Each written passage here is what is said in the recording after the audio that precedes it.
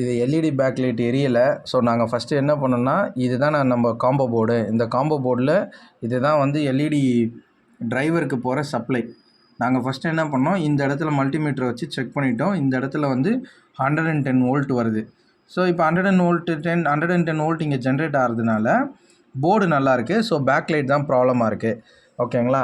So நாங்கள் வந்து பேனலெல்லாம் கழட்டிட்டோம். கழட்டினதுக்கப்புறம் எங்ககிட்ட வந்து எல்இடி டெஸ்டர் இல்லை. எல்இடி டெஸ்டர் இல்லாததுனால நாங்கள் ஒரு 9 வோல்ட் பேட்டரி எடுத்திருக்கோம். எதனால் 9 வோல்ட் பேட்டரி எடுத்தோம்னா, நமக்கு அங்கே அவுட்புட்டில் ஜென்ரேட் ஆகிறது 110 வோல்ட்டு.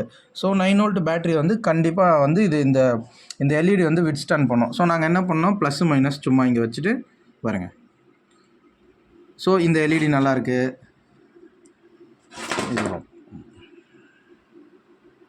இதுவும் நல்லாயிருக்கு. இதுவும் நல்லாயிருக்கு. ஸோ இதுவும் நல்லாயிருக்கு. ஸோ இந்த மாதிரியும் நம்ம எல்இடி ஸ்ட்ரிப்பை செக் பண்ணிக்கலாம். எப்போது எல்இடி டெஸ்டர் இல்லைன்னா இந்த மாதிரியும் நம்ம எல்இடி ஸ்ட்ரிப்பை செக் பண்ணிக்கலாம். பட் அதுக்கேற்ற வோல்டேஜ் சூஸ் பண்ணுங்கள்.